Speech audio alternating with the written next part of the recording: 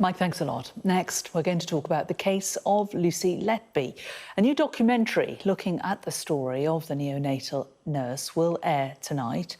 She was found guilty of killing 7 newborn babies and attempting to kill 7 others in one of the most shocking murder cases in British history.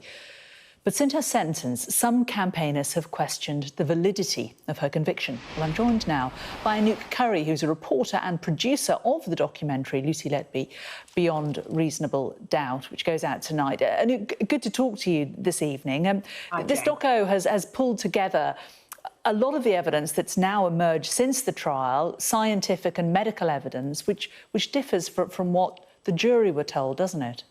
Absolutely. I mean, from quite soon after the trial, there were voices online expressing concern about the convictions and some of the science used. And what we've seen happen over the last year and a half is that's built and built.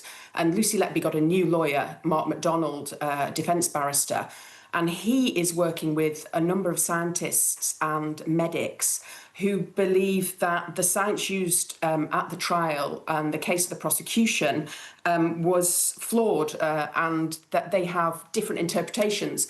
And one of the big sort of revelations, I suppose, or developments in our documentary is a very eminent neonatologist, Professor Nina Modi, who is a former president of the Royal College of Paediatrics and Child Health.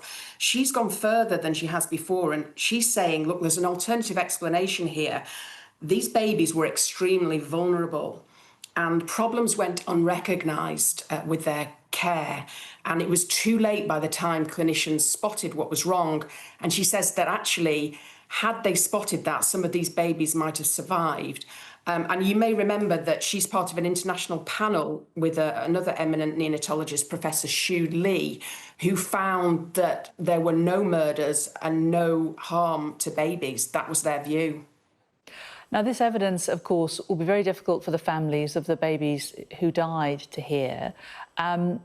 Also difficult for Lucy Letby to hear, one would imagine also, because where is she in terms of any kind of appeal, any kind of future legal action that she could potentially take? Well, she's in some respects, it's kind of the end of the road because she appealed the initial convictions. There was a retrial for one case, that was the case of baby K. And what was quite interesting from my point of view is because there was a retrial on that one, there was 9 months when there was no reporting about this case. So that's why we're sort of seeing the tremendous developments at this point. But both of those were appealed and they failed. This means that the only avenue left is the Criminal Cases Review Commission. Now, Mark MacDonald, Lucy Letby's barrister, has delivered reports, really extensive reports, and one that I'm very interested in is the one on insulin, because the so-called insulin poisoning is pretty key to all of this. And it's for the Criminal Cases Review Commission to now decide whether there is enough evidence there. And it needs to be fresh evidence in some respects. That means the evidence that couldn't have been, that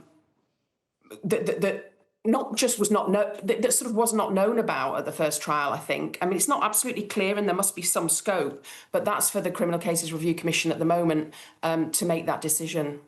You've also spoken briefly to one of Lucy Letby's closest friends who told you some information about the notes that were found in Lucy's house, and much was made of the fact that she'd written these sort of confessional notes. What did the friend tell you about that?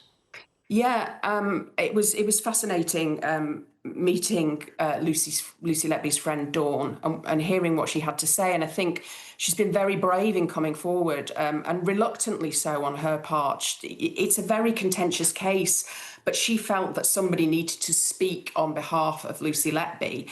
And what she said was that I think there were 2 particular post-it notes which the prosecution said was incriminating, and the media said they were confession notes.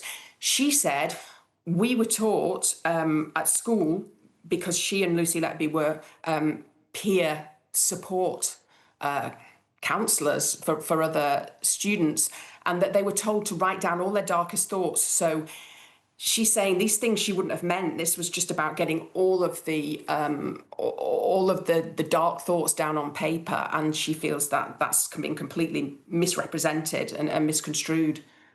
Really fascinating stuff, and Anouk, also it must be really, really difficult for the families of those babies who died, hearing all of this. But very interesting to hear the research that's been done. Anouk Curry, thank you very much. Thank you.